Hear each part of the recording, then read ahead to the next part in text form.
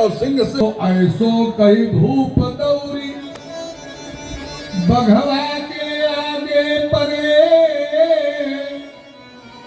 अवध की आस मोह छाड़ी राजपाठ गए। अयोध्या का भी ध्यान भुला दिया, राज ताल कोस खजाना यहाँ तक। ऐसो कई भूप दौरी बघवा के आगे परे और अवध की आस छोड़ी राजपाठ आई गए के मांग सोनी मगधी का अरे राज छीन जिंदगी का और विनती कर ले मोहि खाऊ काट काट के।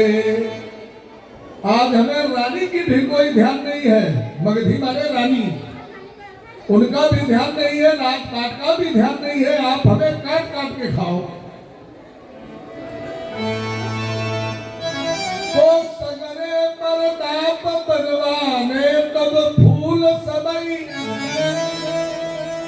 और मुख भर नहीं बोला असीस आजू कान कान पे कि बघवा हेरान जई जई धुनी परी कान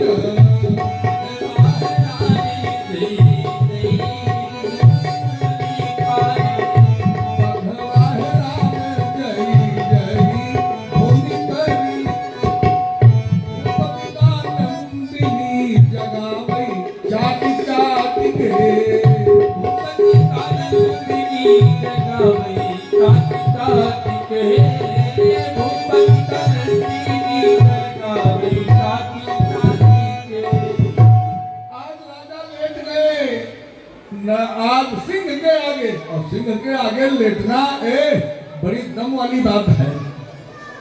राजा बिल्कुल सिंह के आगे लेट तो गए, लेकिन राजा बिल्कुल बेहोश हो गए। जब राजा बेहोश हो गए तो नंदिनी माँ राजा को अपनी जुबान से चाट चाट के उठाई रही है। अरे राजा उठो उठो, आप क्यों सो गए? वही सभी देवता प्रकट हुए और इसी नंदिनी गौ की सेवा से राजा को रघु जैसा बेटा मिला। नंदिनी की सेवा करने से राजा दिलीप को रघु जैसा बेटा, जिनके नाम से रघुवंश चला, ये रघुवंश महाकाव्य में कथा आती है। अरे गाय के लिए इतिहास ये कहता है, गाय के लिए न जाने कितने लोगों को मार दिया गया। और किसने मार दिया? हमारे वीर परशुराम जी ने। देखिए भैया, ये वीर परशुराम जो है, हम इनकी पूरी तो कथा नहीं सुनाएंगे, क्योंकि हमें गौ माता की कथा आपको सुनाना है, इनका क्या महत्व है। आज परशुराम जी के पिता है महाराज जमदग्नि, और जमदग्नि एक संत है और सहस्त्राबाहु एक राजा है। सहस्त्राबाहु राजा जो है वो है वंश का है। तो एक बहन ब्याही है महाराज जमदग्नि को और एक ब्याही है सहस्त्राबाहु को, यानी सहस्त्राबाहु जमदग्नि आपस में साढ़ू साढ़ू है। एक बार सहस्त्राबाहु की इनका तुम देखे रहे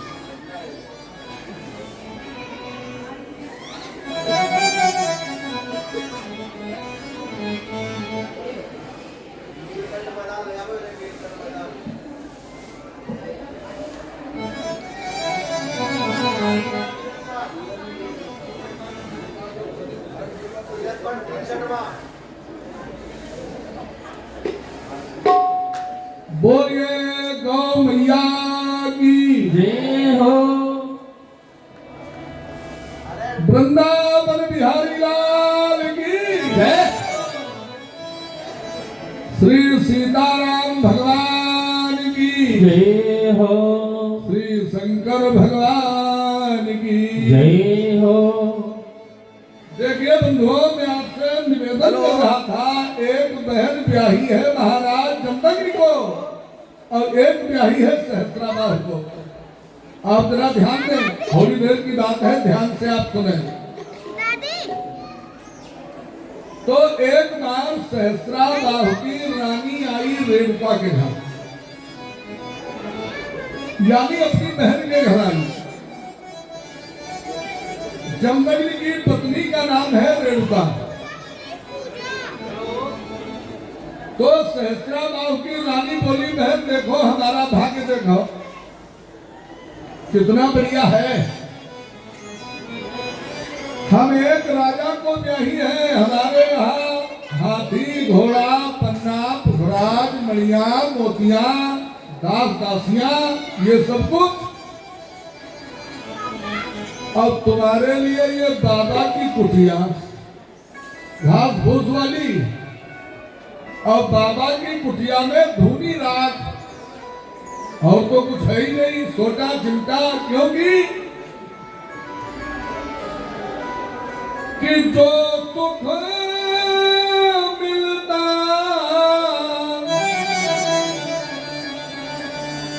जो सुख मिलता राम भजन में, अरे वो सुख नहीं अमीरी में। मन लागो मेरे यार फकीरी, मन लागो मेरे यार फकीरी में। मन लागो मेरो यार फकीरी में।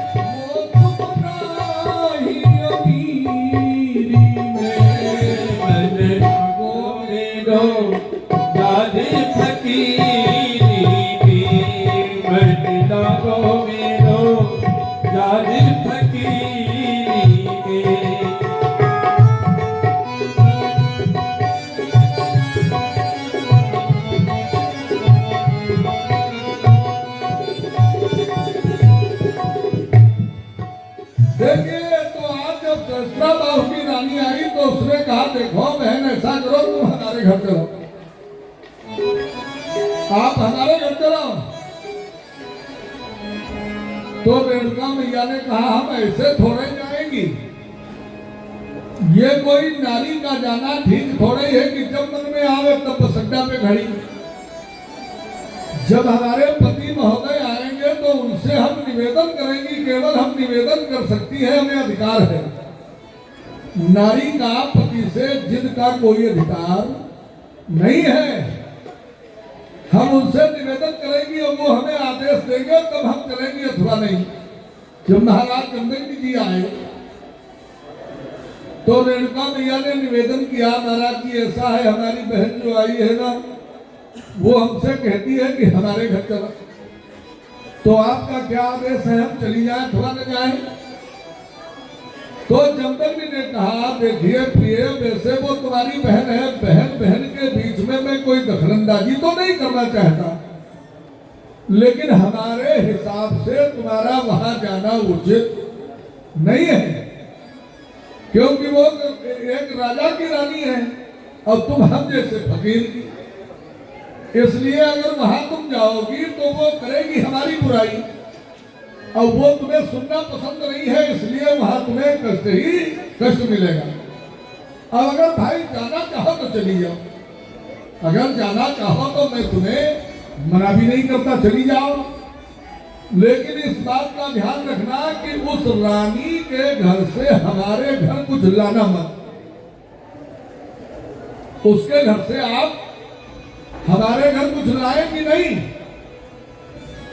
तो रेणुका बड़ी बुद्धिमान है, तो रेणुका मैया ने सोचा कि हमारी वो बहन है, अब अगर हमें कुछ देने लगेगी तो लाओ महाराज जी से पूछ लें। तो रेणुका मैया ने कहा, महाराज जी वैसे हमारी कुछ लेने की इच्छा नहीं है, लेकिन आप तो ये जानते हैं कि वो हमारी बहन है, और अगर हमें कुछ देने लगेगी तो महाराज जमदग्नि ने कुशा की 2 पवित्री उठाई और दे दी, जिनको पहन के आप पूजा पाठ करते हैं। इनको ठीक से रखना, और जब वो तुम्हें कुछ देने लगे तो उससे कह देना कि हम कम लेंगी न ज्यादा लेंगी, पवित्री भर बराबर दे डालो। अगर चाहो तो पवित्री भर दे डालो और जाओ। जब ये अपना बहन के घर आई तो 2-4 दिन इच्छा अनुसार रही तो कहने लगी, बहन अब ऐसा करो कि अब हम जाएंगी। मेहमानी एक आध दिन की ठीक रहती, कई दिन हो गए, अब हम अपने घर जाएंगी। तो सहस्त्राबाहु की रानी बोली, सुनो, तुम गरीब को ब्याही हो ना, फकीर को, इसलिए तुम्हारी नीयत भी बड़ी दरिद्री है। तुमको यहाँ अच्छा नहीं लगता? अरे दास दासियां सैयाएं पलंग हाथी घोड़ा पन्ना फुकरात मणिया मोतियां, तो उस बाबा के आज तक तो ऐसा कुछ नहीं हुआ जो तुम्हें भरपेट रोटी मिले और कपड़े ठीक से मिले। तो रेणुका ने कहा, बस बस बस, मैंने तुम्हें कई एक बार मना किया तुम हमारे पति की बुराई मत करो, लेकिन तुम अपनी आदत से बात नहीं आती हो, तो अब हम 1 मिनट नहीं रुकेंगे, बस हो गया। तो सहस्त्राबाहु की रानी बोली, नहीं नहीं बहन, रुको, हम तुम्हारे लिए कुछ कपड़े गहने मंगवाए, उनको लिए जाओ ताकि तुम पहनोगी, कभी तो तुम्हें मिला नहीं, इसलिए हम तुमको मंगवा दें, तुम्हारा थोड़ा समय कट जाएगा। रेणुका बोली, नहीं नहीं, पति का आदेश है, हमको कुछ लेना नहीं है। लेकिन जब ये नहीं मानी तो रेणुका मैया ने निकाली पवित्री, अब कहने लगी, अगर आपको देना है तो पवित्री भर दे डालो बस।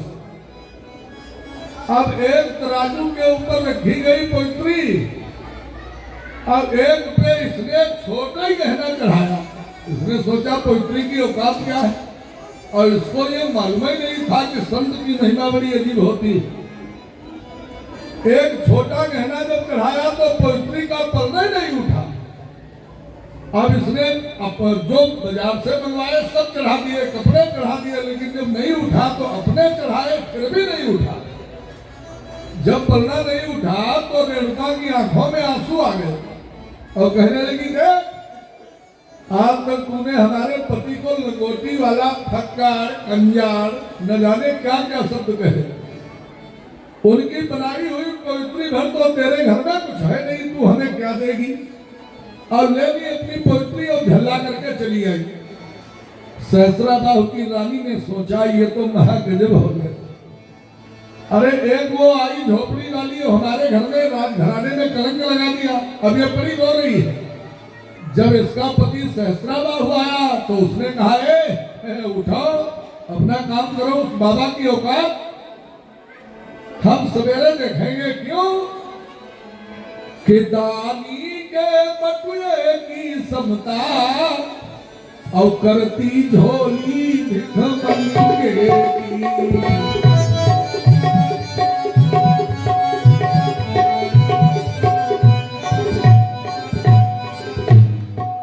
तो दानी के बटुए की समता करती झोली भिख मंगेगी, और सूरज के पहुंच जाऊं इच्छा यह नीच पतंगे की।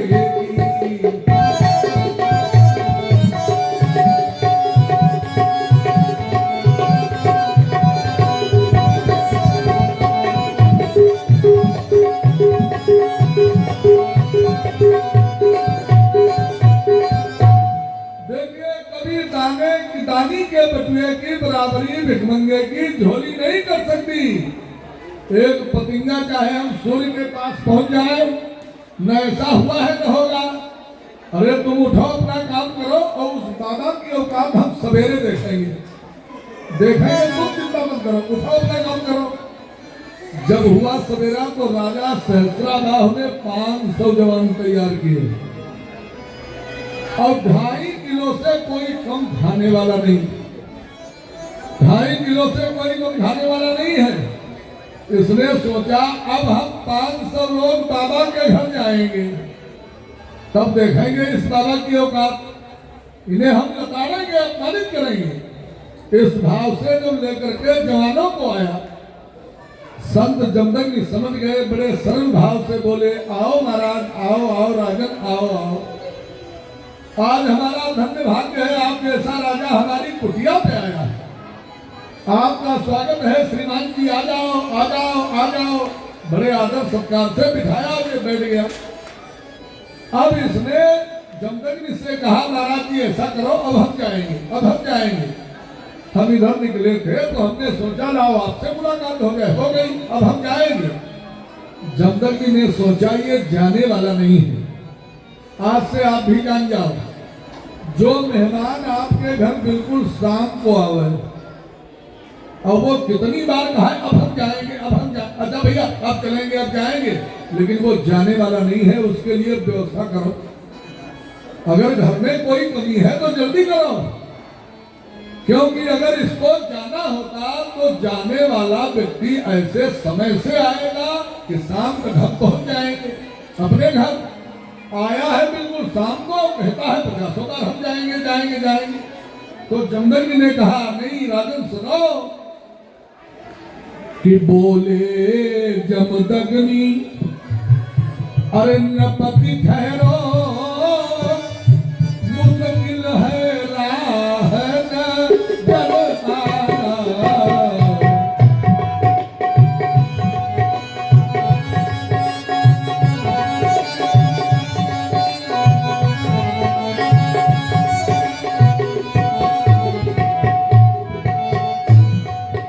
तो बोले जमदग्नि, नपति ठहरो, मुश्किल है राह नजर आना।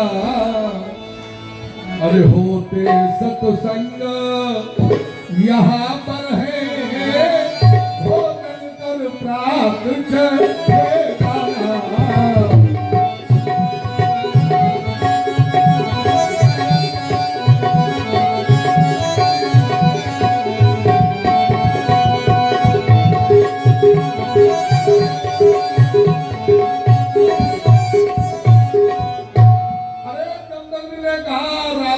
सत्संग करो, भोजन करो और सवेरे आप जाइएगा, रात में रुक जाओ।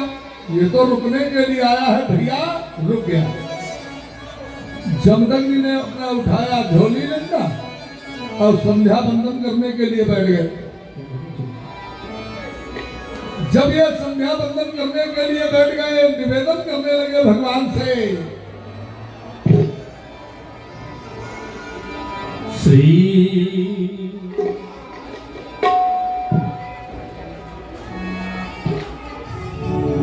गोविंद मेरो है, गोपाल मेरो है, गोविंद मेरो है, गोपाल मेरो है।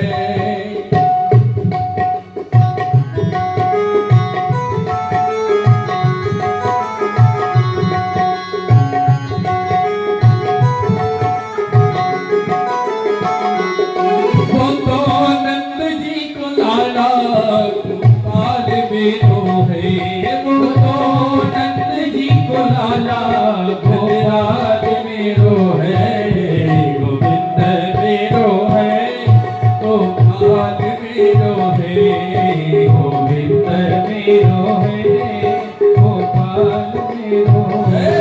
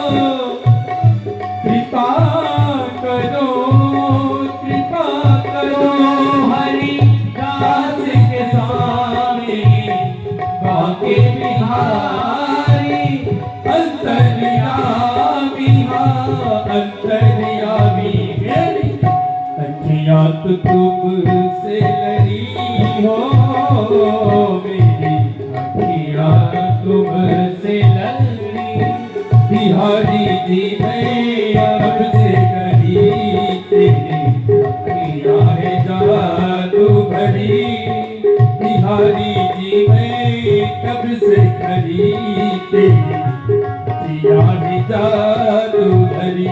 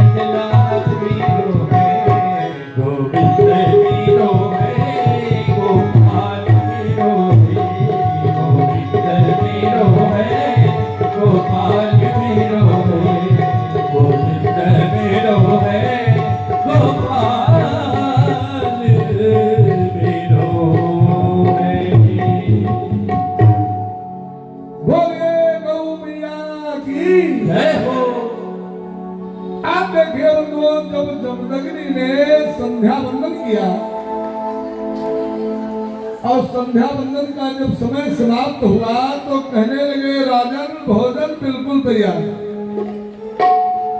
चलो आप सभी लोग भोजन करो। तो सहस्त्राबाहु ने अपने मन में विचार किया कि नहीं, न कहीं बाबा की कुटिया में आग जली, धुआं उठा, न कहीं से चावल सब्जी आई और बाबा कहते हैं भोजन करो। ये मेरा मजाक तो नहीं कर रहा।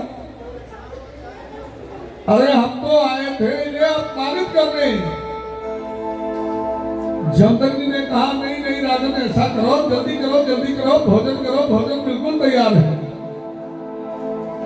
जब ये सहस्त्राबाहु बैठ गया, सभी साथियों को बिठा लिया, तो अब कुटिया के अंदर से थाल बराबर आने लगे भोजन के। जब कुटिया के अंदर से थाल बराबर भोजन के आने लगे तो अब ऐसा भोजन खाना तो अलग की बात, इसने जीवन में कभी देखा ही नहीं। अब विचार करने लगा कि मामला क्या है। तो एक नजर लगी है थाली की ओर और एक नजर लगी है कुटिया की ओर। बाबा की कुटिया में कोई करामात है। इसने जब नजर डाली तो इसे और तो कुछ दिखाई नहीं दिया। एक सफेद गाय खड़ी और काली पूंछ हिला रही है, ये है कामधेनु मैया। ये कामधेनु मैया है। ऐसा भोजन प्रदान किया। अरे ये राजा सहस्त्राबाहु के साथी क्या, ये राजा क्या, अगर वो चाहती तो एक बार सारी दुनिया को भोजन दे देती हो। ये महिमा है हमारी गौ माता की। जब कुटिया के अंदर से थाल आए तो इसने ज्यों भोजन किया और देख करके ये चमत्कार, इसके मुंह में लालच का पानी आ गया। कहने लगा बाबा ऐसा करो, आप तो संत होना, आपको वैराग्य होना चाहिए। सांसारिक वस्तुओं से आपको वैराग्य ही शोभा देता है। हम राजा हैं, हमारे यहाँ लोग आया जाया करते हैं, भोजन की बड़ी किल्लत है, इसलिए बाबा ऐसा करो ये गाय हमें दे दो, ये हमें गाय दे दो। जमदग्नि ने कहा नहीं नहीं, ये गाय समझ रहे हो कहां से आई है, देवराज इंद्र के यहाँ। ये हम मंगनी में लाए हैं, जो वस्तु हमें मंगनी में मिली है उसको हमें देने का कोई अधिकार नहीं है। अगर आप चाहो तो इंद्र से ले लो। ये चला गया। लेकिन गाय के लालच में उस दिन तो चला गया। जब अगले दिन आया तो कि बात बात में बढ़ गई, अब दोनों में तकरार। और योगीराज जमदग्नि को दियो है उसने मार।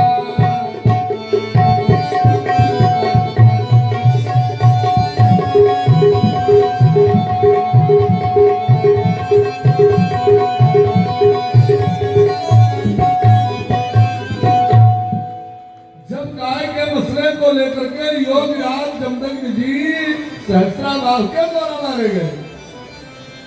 अब मां रेणुका ने देखा कि सहस्त्राबाहु राजा ने हमारी मांग के सिंदूर को उजाड़ दिया, तो अब तो पति के बिना हमारा इस दुनिया में कोई मूल्य नहीं है। क्यों? कहा गया है कि जिया बीनु देह नदी बीनु बारी, ये बीनु देह नदी बीनु बारी, ये बीनु देह नदी बीनु बारी,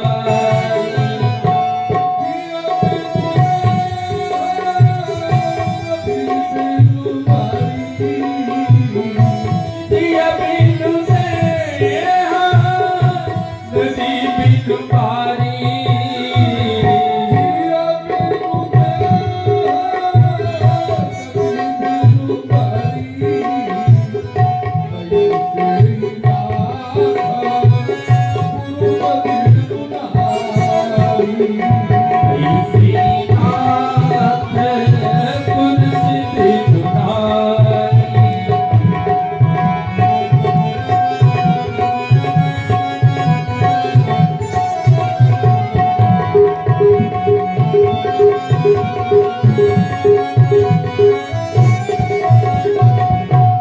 इतना ही नहीं कि पतझड़ पति पर आ जाए, वो लूटे मौज बहारी को, पति दुख पाए पिय सुख भोगे, धिक्कार है ऐसी नारी को। देखिए, आज अब पति के बिना हमारा जीवन बिल्कुल बेकार है।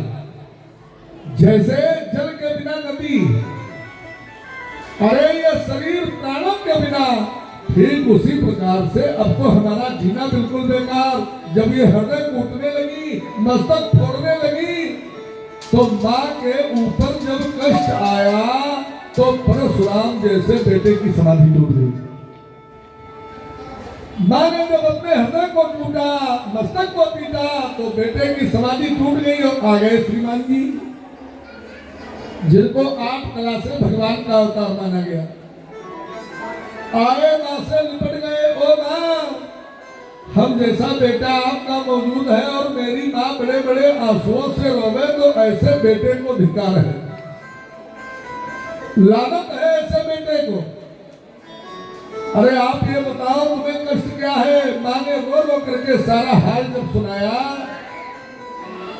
तो उसी जगह इन्होंने प्रतिज्ञा की कि हे मैया, अगर तुमने 21 बार अपने सर को पृथ्वी पर फोड़ा है, तो तुम्हारा ये बेटा प्रतिज्ञा करता है कि 21 बार इस पृथ्वी को मैं है वंशी राजाओं से विहीन करूंगा।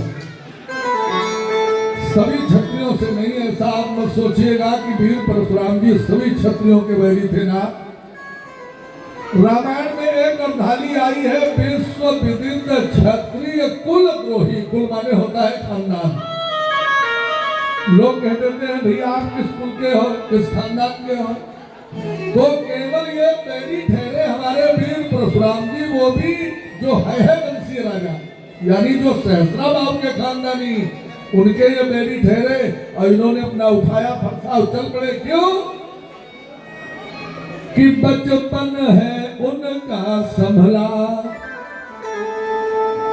बचपन है उनका संभला, अरे जीवन बना उन्हीं का, बचपन है जिनका संभला, जीवन बना उन्हीं का, बचपन है जिनका संभला, हो संभला, बचपन है जिनका संभला, जीवन बना उन्हीं का, बचपन है जिनका संभला।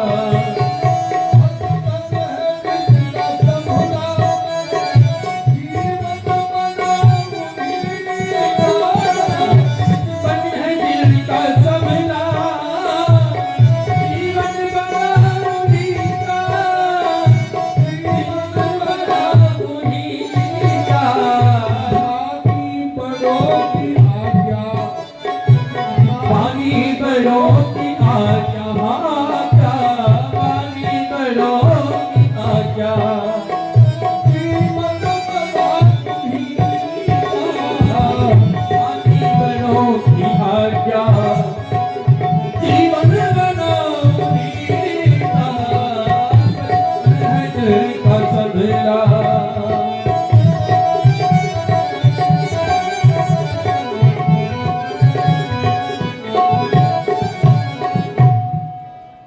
मानी बड़ो की आज्ञा गुरुजनों की सेवा मानी करो की आज्ञा की गुरुजनों की सेवा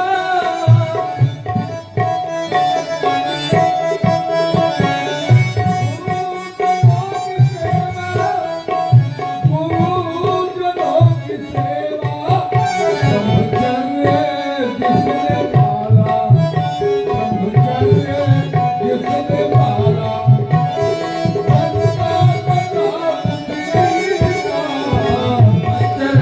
जिसने पाला जगतार बना मुनि का का सबला जीवन बना मुनि का का सबला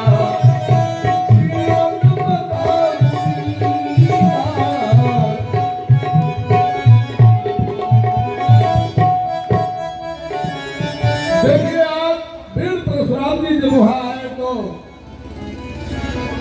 कि हुंकार हुई ललकार हुई फिर जम कर मारा मार हुई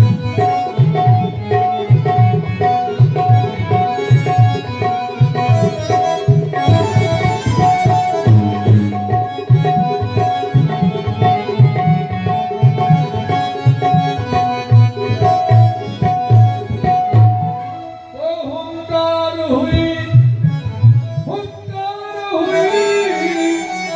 ललकार हुई फिर जमकर मारा मार हुई अरे उस परशुराम के फरसे से सारी सेना संहार हुई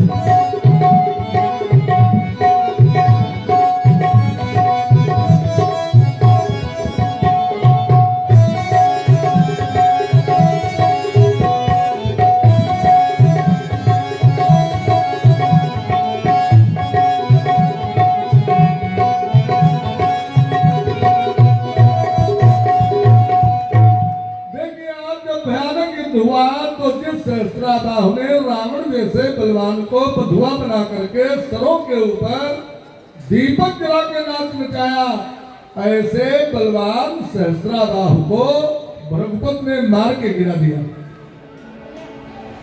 भैया कि उस एक लंगोटी वाले से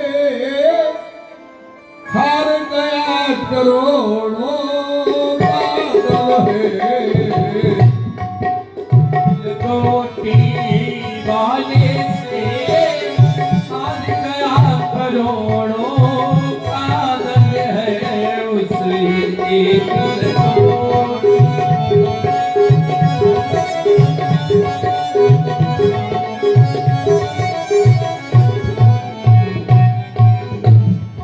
तो उस एक लंगोटी वाले से हार गया करोड़ों पागल है और ऐ दुनिया वालों ये याद रहे ये ब्रह्मचर्य ब्रह्म पागल है मानो याद रहे ये ब्रह्मचर्य का ही फल है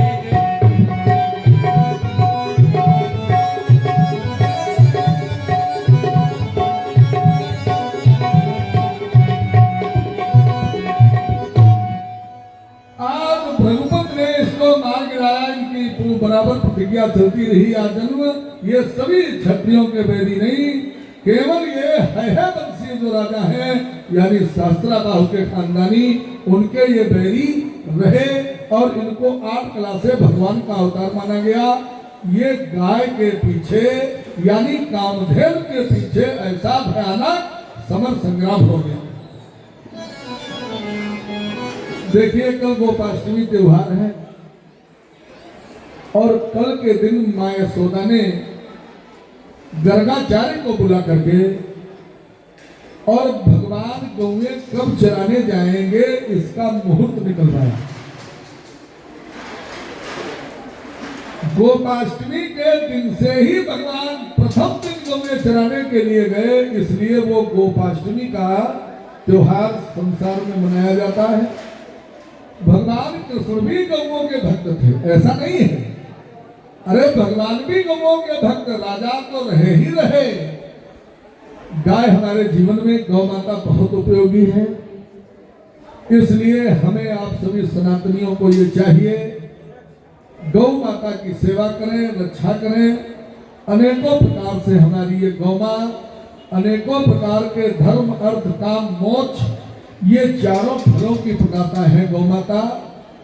इनका हमारे आपके जीवन में बहुत बड़ा महत्व है। ये 1 दिवसीय कार्यक्रम जो हमारे आप सभी गौ बंधुओं के द्वारा टोली के द्वारा ये रखा गया, ये इस तरीके से संपन्न होने जा रहा है। अब गौ माता की आरती होगी, आप भैया जी के द्वारा एक भजन सुनेंगे और भविष्य में जैसी प्रभु की इच्छा, इसलिए हम आप सभी लोग गौ माता की शरण में जाएं। अगर इनको आप पशु मानेंगे तो आपको ये पशु के भाव में दिखाई देंगे, और अगर आप इनको मां रूप में मानेंगे तो साक्षात ये मां है। ये आपको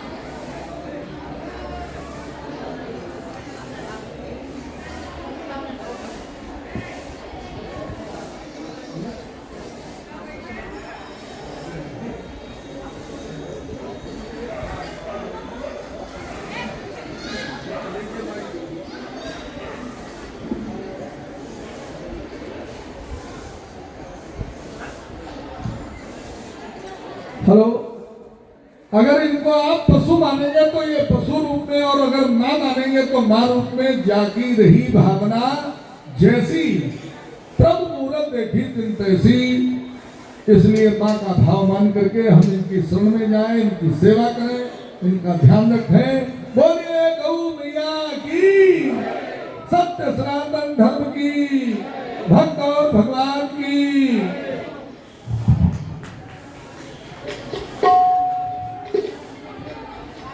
बोलिए गौ माता की।